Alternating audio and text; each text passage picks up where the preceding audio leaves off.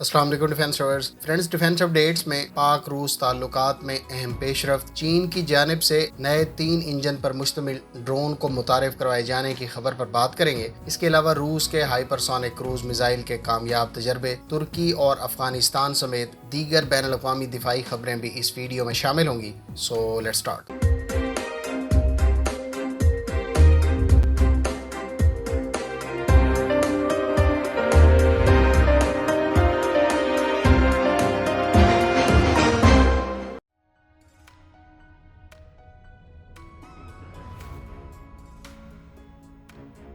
Viewers, اطلاعات کے مطابق روس اور پاکستان میں $2.5 ارب کا گیس پائپ لائن معاہدہ طے پا گیا ہے۔ دونوں ممالک کے درمیان کلیئرٹی اور معاہدے سے متعلق ترامیم پر اتفاق کے بعد اس پر سائن کر دیے گئے ہیں۔ اس گیس پائپ لائن کو رن کرنے والی اسپیشل پرپز کمپنی کا مینیجنگ ڈائریکٹر پاکستان اور چیف آپریٹنگ آفیسر روس کی طرف سے تعینات ہوگا۔ Pakistan stream gas pipeline project میں 26% شیئر روس اور 74% شیئر پاکستان کے ہوں گے۔ اس گیس پائپ لائن منصوبے کی تکمیل پر روزانہ 1.5 سے 2.5 بلین کیوبک فیٹ گیس کی کراچی سے قصور تک ترسیل ہوگی۔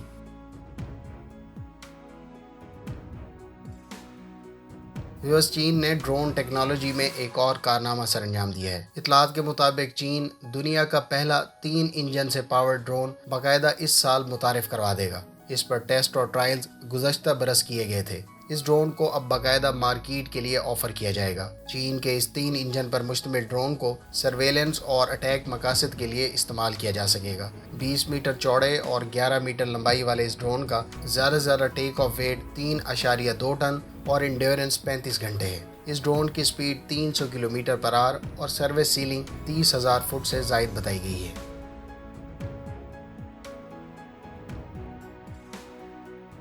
ترک ڈیفنس منسٹری کے مطابق ترکی کی دفاعی صنعت دفاع کے علاوہ نیشنل اسپیس پروگرام میں بھی اہم کردار ادا کر رہی ہے۔ تازہ ترین اطلاعات کے مطابق 3 ڈیفنس کمپنیوں نے ہائبرڈ انجن سے پاورڈ ایک پراپ راکٹ سسٹم کی کامیابی سے ٹیسٹ فلائٹ کنڈکٹ کی۔ اس ہائبرڈ انجن سے پاورڈ راکٹ کو ان مینڈ اسپیس کرافٹ میں استعمال کیا جائے گا۔ اس ان مینڈ اسپیس کرافٹ کو ترکی چاند پر بھیجنا چاہتا ہے۔ ایک اور خبر کے مطابق ترکی 20 جولائی کو ایک نیا ڈرون یا پھر لائل ونگ مین ڈرون انویل کرے گا۔ اس بارے میں 17 جولائی کو بیکر کمپنی نے ایک ٹیزر جاری کیا اور کہا کہ 20 جولائی کو عید کی چھٹیوں سے پہلے ایک خوشخبری کے لیے تیار ہو جائیں۔ یاد رہے کہ بیکر کمپنی کے چیف ٹیکنالوجی آفیسر اس سے پہلے ان مینڈ ایئر کرافٹ اور 5th جنریشن ایئر کرافٹ کے لیے لائل ونگ مین کا ہنٹ دے چکے ہیں۔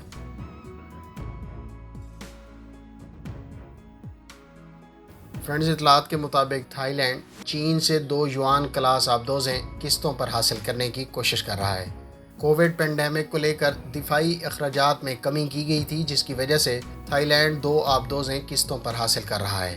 ان 2 آبدوزوں کا پیمنٹ پلان 7 سال پر محیط ہوگا، جس کا آغاز اس سال اکتوبر سے ہو جائے گا۔ ان 2 آبدوزوں پر $684 ملین لاگت آئے گی۔ نیول حکام نے کہا ہے کہ آبدوزیں خریدنے میں تاخیر کو لے کر اس کے 2 سے 3 آبدوزیں ایک وقت میں آپریشن رکھنے کے منصوبے کو بھی مسئلہ درپیش ہوگا۔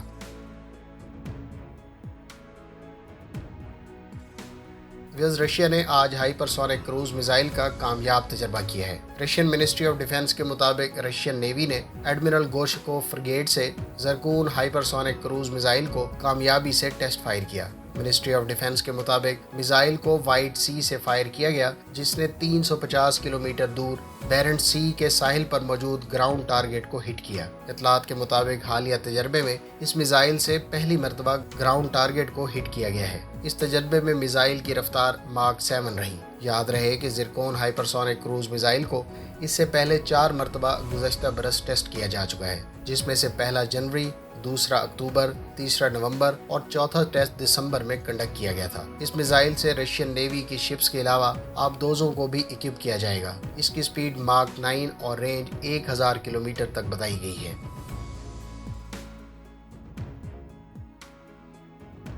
व्यूअर्स, अमेरिका अपनी नई वर्जीनिया क्लास ब्लॉक 5 सबमरीन में मजीद 28 वर्टिकल लॉन्च स्लॉट्स का इजाफा करेगा। इस इजाफे से इस आबदोज में टोमाहाक क्रूज मिसाइल को फायर करने वाली VLS स्लॉट्स 65 हो जाएंगी। इससे पहले यह तादाद 37 तक महदूद थी। याद रहे कि US नेवी अपने फ्लीट में 72 से लेकर 78 न्यू अटैक सबमरीन्स रखने की ख्वाहिशमंद है, जिसमें से 10 वर्जीनिया क्लास सबमरीन्स होंगी। इब्तदाई तौर पर 8 वर्जीनिया क्लास सबमरीन्स में पहले बयान किए गए वेपन्स की गुंजाइश होगी। US नेवल इंस्टीट्यूट की रिपोर्ट के मुताबिक टोटल पुरानी और नई 31 वर्जीनिया क्लास सबमरीन्स को इस 65 VLS सिस्टम से इक्विप किया जाएगा। याद रहे कि इससे पहले सी वुल्फ क्लास सबमरीन पर 50 VLS स्लॉट्स मौजूद हैं।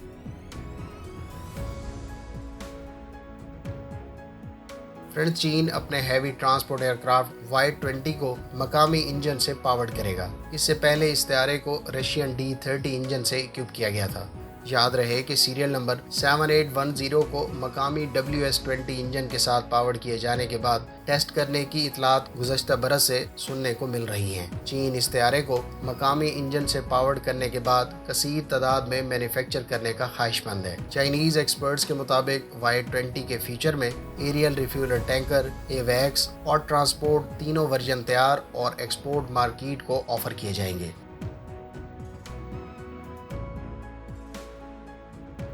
फ्रेंड्स, साबिक वज़ीर आज़म और हिज़्ब इस्लामी के सरबराह हिकमत यार ने कहा है कि अशरफ गनी हुकूमत ने हमें असला देने की पेशकश की ताकि हिज़्ब इस्लामी तालिबान के खिलाफ लड़े, लेकिन हमने इनकार कर दिया। हम अमन चाहते हैं और लड़ाई नहीं। अशरफ गनी को अबूरी हुकूमत कायम करने और इंतखाब के ज़रिए इंतकाल इक़्तिदार का मशवरा दिया। अफ़गानिस्तान में अमन के लिए सबसे पहला कदम फौरी सीज़ फायर होना चाहिए। तालिबान शहरों पर कब्ज़ा कर लें और साथ साथ मुल्क में बदअमनी भी रहे तो बदबख्ती कायम रहेगी। उन्होंने मज़ीद कहा कि तालिबान पुरअमन रास्ता अख्तियार कर लें तो हम उनका साथ देंगे।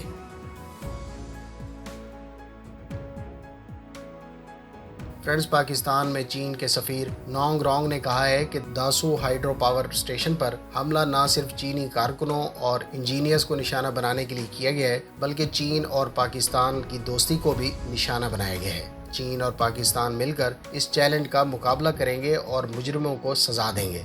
इधर पाकिस्तानी वजीर खारजा शाह महमूद कुरैशी ने दासू धमाके में जख्मी होने वाले चीनी वर्कर्स की इयादत की। उन्होंने कहा कि पाकिस्तान आपकी कुर्बानी और खिदमात को तस्लीम करता है और आपकी पाकिस्तान में मौजूदगी पर शुक्रगुजार हैं। हम इस बात को यकीनी बनाएंगे कि मुनासिब हिफाजत फराहम की जाए। उन्होंने मजीद कहा कि यह हमला सिर्फ चीनी दोस्तों पर नहीं बल्कि पाकिस्तान और पाक चीन ताल्लुकात पर हमला है। ऐसे अनासिर जो पाकिस्तान में तरक्की को देखना नहीं चाहते, उन्होंने ये बुज़दिलाना कार्रवाई की। पाकिस्तान इनका सुराग लगाएगा और सख्त सजा देगा।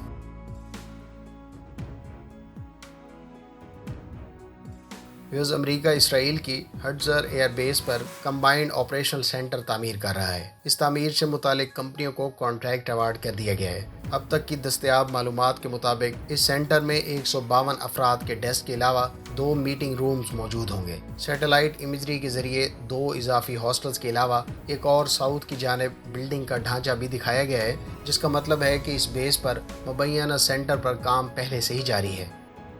फ्रेंड्स, ये थी आज की डिफेंस अपडेट्स। उम्मीद है इन खबरों से आपकी मालूमात में इजाफा होगा। अगर आप इस तरह की मज़ीद वीडियोस देखना चाहते हैं तो हमारे चैनल को सब्सक्राइब करें और साथ में मौजूद बेल आइकन दबाएं ताकि आपको हर नई आने वाली वीडियो का नोटिफिकेशन मिल सके। मिलते हैं नेक्स्ट वीडियो के साथ। अपनी दुआ में याद रखिएगा। अल्लाह हाफिज़। पाकिस्तान जिंदाबाद।